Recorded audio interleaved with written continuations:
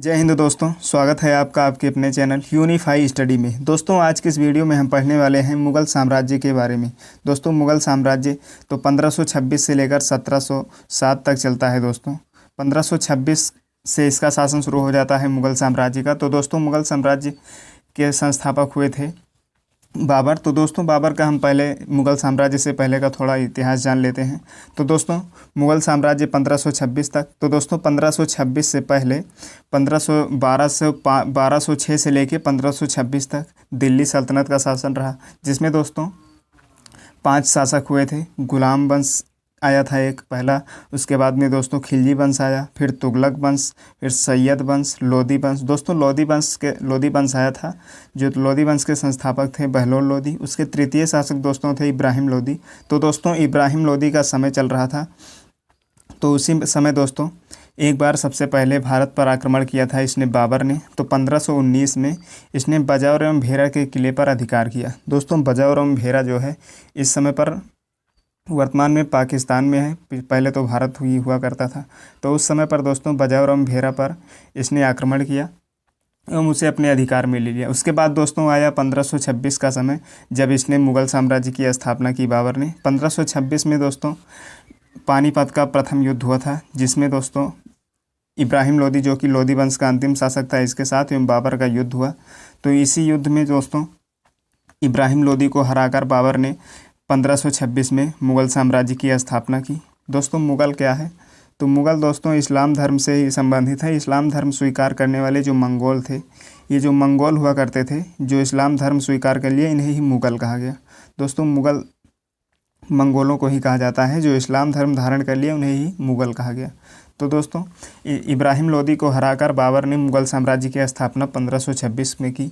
दोस्तों 1526 में इसने मुग़ल साम्राज्य की स्थापना कर दी। तो इस मुग़ल साम्राज्य का शासनकाल दोस्तों 1526 से लेकर 1707 ईस्वी तक इसका शासन हुआ। तो दोस्तों इसमें 6 शासक हुए हैं। तो पहले शासक तो ये नहीं हुए संस्थापक, जो कि मुग़ल साम्राज्य के बाबर। इनका शासन दोस्तों 1526 से लेकर 1523 तक इन्होंने शासन किया। उसके बाद दोस्तों बाबर का उत्तराधिकारी हुमायूं आया। इसने दोस्तों 1530 से लेकर 1556 ईस्वी तक शासन किया। फिर दोस्तों आए अकबर, महान शासक हुए, जो कि 1556 से लेकर 1605 ईस्वी तक इन्होंने शासन किया। चौथे शासक आए दोस्तों जहांगीर दोस्तों 1605 से लेकर 1627 ईस्वी तक शासन किया। फिर आए दोस्तों शाहजहां, प्रसिद्ध शासक हुए शाहजहां, उनने 1627 से लेकर 1658 तक शासन किया। उसके बाद में लास्ट आए दोस्तों मुग़ल साम्राज्य के अंतिम शासक औरंगजेब दोस्तों आए तो 1658 से लेकर 1707 ईस्वी तक शासन किया। तो दोस्तों ये थे 6 शासक मुग़ल साम्राज्य के।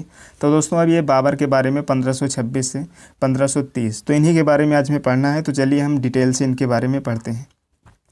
सबसे पहले दोस्तों इन्होंने शासन किया था तो 1526 से 1530 तक इनका शासन रहा।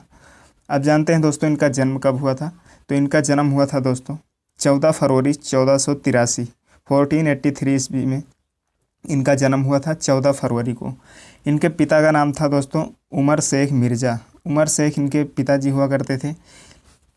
ये उस समय इनके शासक हुआ करते थे उमर शेख मिर्ज़ा। फरगाना नामक एक छोटे राज्य के ये शासक हुआ करते थे। दोस्तों उपाधि ये कब धारण किए थे? इसने उपाधि धारण की थी पातशाह की। तो पातशाह की उपाधि दोस्तों धारण किए हुए था ये बजौर एवं भेरा किले के पर अधिकार करने के बाद इसने पातशाह की उपाधि धारण की। दोस्तों इस समय तैमूर शासक जो थे इसमें किसी ने धारण नहीं किया था। दोस्तों ये जो पितृवंश होता है, ये पिता की तरफ से तो तैमूर हुआ करता था। तैमूर के 5वां वंशज माना जाता है बाबर को, एवं मातृवंश की तरफ से यानी माता के वंश की तरफ से इसे चंगेज खां का 14वां वंशज माना जाता है। तो दोस्तों ये तैमूर शासक कोई भी इससे पहले धारण नहीं किया हुआ था उपाधि पातशाह की। तो ये पहला शासक हुआ जिसने पातशाह की उपाधि धारण की बाबर ने। दोस्तों याद रखिएगा, इसके पिता उमर शेख जो थे ये तैमूर वंश से थे और इसकी माता जो थी चंगेज खां का 14वां वंशज जिसे माना जाता है, एवं 5वें वंशज तैमूर खां के बाबर को। दोस्तों बाबर के 4 पुत्र हुए थे। 4 पुत्रों में दोस्तों पहला था बड़ा भाई हुमायूं, दूसरा था कामरान, अस्करी एवं हिंदाल। 4 भाई थे, इसमें सबसे बड़ा जो था हुमायूं था। बाद में यही जाकर उत्तराधिकारी बनेगा मुग़ल साम्राज्य का। तो दोस्तों इसने 5 बार भारत पर आक्रमण किया था। इसने सबसे पहला आक्रमण जो दोस्तों अभी हमने बताया कि जो बजौर एवं भेरा के किले पर शासन किया, इसने 1519 में सबसे पहले आक्रमण किया भारत पर। दोस्तों इसने बजौर एवं भेरा पर अधिकार कर लिया था 1519 में ही इसने आक्रमण किया था। तो बजौर एवं भेरा जो है दोस्तों पाकिस्तान में इस समय पर स्थित है। तो बजौर एवं भेरा पर इसने आक्रमण किया एवं इसे अपने अधिकार में ले लिया। दोस्तों इसने पानीपत का प्रथम युद्ध जो लड़ा 1526 ईस्वी में इब्राहिम लोदी के इसने विपक्ष में लड़ा था। इब्राहिम लोदी से इसने युद्ध किया था दोस्तों। तो इसने सबसे पहले दोस्तों तुगलमा युद्ध नीति एवं तोपखाने का प्रयोग किया। सबसे पहले दोस्तों इसी के द्वारा तुगलमा युद्ध नीति एवं तोपखाने का प्रयोग किया गया। दोस्तों तुगलमा नीति एक इम्पॉर्टेंट नीति है। तो इस नीति में दोस्तों क्या होती है तुगलमा नीति? तो दोस्तों तुगलमा नीति का मतलब होता है कि जहाँ पर जैसे उनके पास में मान लो 30 लोगों की सेना है, तो 30 लोगों की सेना में दोस्तों मान लीजिए वो 10-10 के 3 भागों में बटे हुए। तो 10 लोगों के 3 भाग में बटने के बाद जब युद्ध करते हैं तो मान लो कि एक टुकड़ी युद्ध कर रही है तो दो ग्रुप उनका जो होता है वो अलग रहते हैं। या तो दूसरी तरफ से जाकर आक्रमण कर देते हैं, या तो ये जो आगे वाली टुकड़ी आक्रमण कर रही है इसके बाद में ये टुकड़ी पीछे आ जाती है, तो ये दोनों टुकड़ियां जाकर युद्ध कर लेती हैं। तो इस नीति के कारण काफ़ी सफलता पाई इसने। तुगलमा युद्ध नीति के कारण इसकी विजय हुई। एवं तोपखाने का उपयोग इसके द्वारा पहली बार किया गया। दोस्तों तोपखाना पानीपत के युद्ध में बाबर के द्वारा प्रयोग किया गया था। दोस्तों इसके 2 निशानेबाज यानी तोपची हुआ करते थे, उस्ताद अली एवं मुस्तफ़ा। 2 इसके दोस्तों तोपची थे जो कि तोप चलाने में निशानेबाज थे, तोप चलाते थे। ये दोनों दोस्तों पानीपत के प्रथम युद्ध में भाग लिया। ये तोप चलाने में निपुण थे। तो दोस्तों तोप चलाना ये कहाँ से सीखे थे? तो दोस्तों ईरानियों से ये तोप चलाना सीखे थे। उस्ताद अली एवं मुस्तफ़ा ये 2 निशानेबाज थे यानी तोपची हुआ करते थे। दोस्तों पानीपत विजय के बाद में इसने काबुल के प्रत्येक निवासी को खुशी में दोस्तों इसने चांदी का सिक्का दान किया था। दोस्तों पानीपत विजय पर इसने काबुल के प्रत्येक निवासी को चांदी का सिक्का दिया हुआ था दोस्तों, जिसके कारण इसे कलंदर कहा जाता था। दोस्तों यह इम्पॉर्टेंट क्वेश्चन यहाँ से बनता है, कलंदर क्यों कहा जाता था? तो चांदी के सिक्के इसके द्वारा बांटे गए थे, इसी के कारण यह खुशी में दोस्तों विजय पानीपत पर विजय के कारण इसने चांदी के सिक्के बंटवाए, इसे कलंदर कहा गया। अब दोस्तों इसके इम्पॉर्टेंट हम देख लेते हैं कि युद्ध लड़े थे ये दोस्तों 1526 से 30 तक शासन किया, जिसमें 4 युद्ध लड़े। हर वर्ष इसने किसी न किसी से युद्ध लड़ा। तो दोस्तों सबसे पहले 1526 में इसने युद्ध किया जो कि पानीपत का प्रथम युद्ध कहलाया। इब्राहिम लोदी एवं बाबर के बीच में ये युद्ध हुआ जिसमें बाबर की विजय हुई। दोस्तों बाबर के द्वारा लड़े गए चारों युद्ध में बाबर की ही विजय हुई थी। इसके द्वारा लड़े गए युद्धों का दोस्तों ट्रिक है, पानी पीकर खाना खाकर चंदेरी घाघरा पहन लिया। दोस्तों तो पानीपत का ही हो जाएगा, पानी पीकर खाना खाया, खानवा का युद्ध हो जाएगा, चंदेरी एवं घाघरा का हो जाएगा दोस्तों। तो पानीपत, खानवा, चंदेरी, घाघरा लगातार युद्ध लड़ा दोस्तों इसने। तो सबसे पहले 1526 में लड़ा पानीपत का प्रथम युद्ध, इब्राहिम लोदी एवं बाबर के बीच में ये युद्ध हुआ। तो जीत हुई बाबर की दोस्तों, तो लगभग ये चारों में विजय हुई थी इसकी। दूसरा युद्ध हुआ दोस्तों, इम्पॉर्टेंट युद्ध हुआ खानवा का युद्ध। 17 मार्च 1527 ईस्वी में खानवा का युद्ध हुआ दोस्तों, राणा सांगा एवं बाबर के बीच में। दोस्तों इसमें भी राणा सांगा की हार हुई थी दोस्तों। 29 जनवरी 1528 को इसने लड़ा चंदेरी का युद्ध। दोस्तों इसमें मेदनी राय एवं बाबर के मध्य में युद्ध हुआ, बाबर की विजय हुई।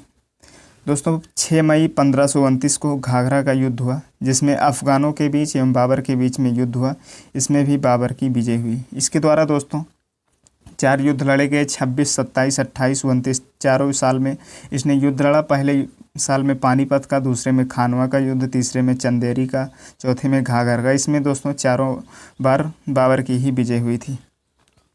तो दोस्तों खानवा का युद्ध इम्पॉर्टेंट युद्ध था। 1526 के बाद पानीपत के युद्ध के बाद में आया 1527, तो खानवा का युद्ध हो रहा था।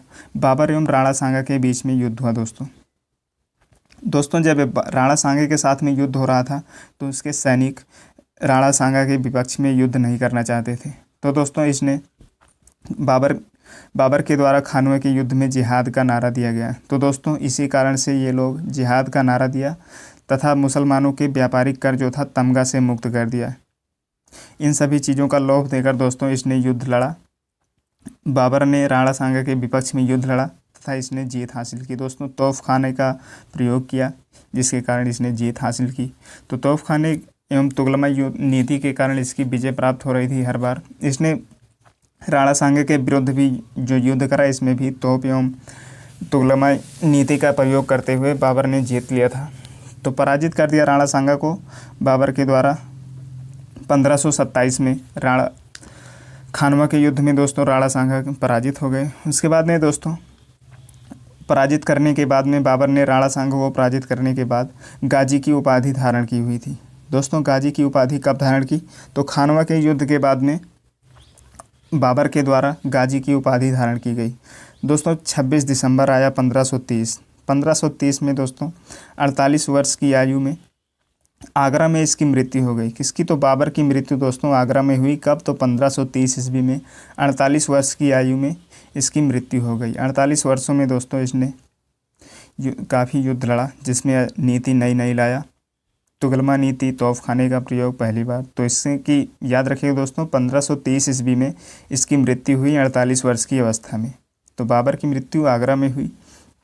दोस्तों इसे आगरा में मृत्यु होने के बाद में इसे पहले तो नूर अफ़गान जो कि था वहीं दफनाया गया। नूर अफ़गान आगरा में है जो कि आधुनिक में आराम बाग के नाम से जाना जाता है।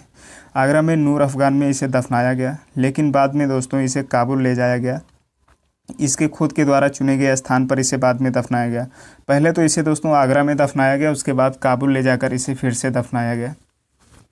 दोस्तों इसके द्वारा एक आत्मकथा लिखी गई थी जिसका नाम था दोस्तों तुजुके बाबरी या बाबरनामा।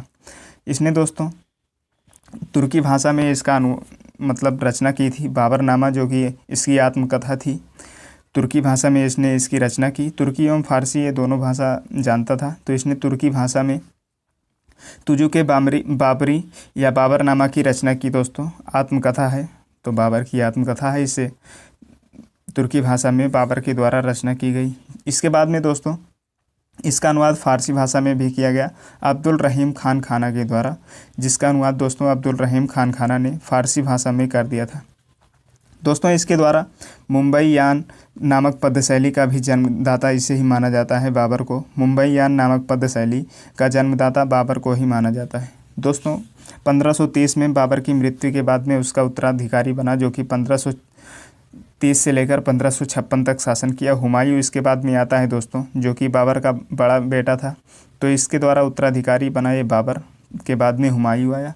तो दोस्तों एक बार से हम देख लेते हैं, फिर से दोबारा से देखते हैं बाबर के द्वारा क्या क्या किया। तो दोस्तों बाबर के द्वारा युद्ध के लिए पहली बार तोपखाने का प्रयोग किया गया तथा तुगलमा नीति अपनाई गई। दोस्तों तुगलमा नीति आपको बता ही चुके हैं कि मान लो 3 ग्रुप है, तो 3 ग्रुप में एक ग्रुप पहले युद्ध करता है सामने वाले पार्टी से, उसके बाद में 2 ग्रुप बैठे रहते हैं। तो 2 ग्रुप दोस्तों पहला ग्रुप जो वापस आता है तो दोनों ग्रुप साथ में जाकर उसके साथ युद्ध करते हैं, या दोस्तों आगे पहला युद्ध करता रहता है तो पीछे से जाके दोनों युद्ध करने लगते हैं। तो ये थी तुगलमा नीति। दोस्तों ये तोपखाने का प्रयोग पहली बार किया था। दोस्तों इसके मुस्ताद अली और मुस्तफ़ा 2 प्रसिद्ध तोपची हुआ करते थे।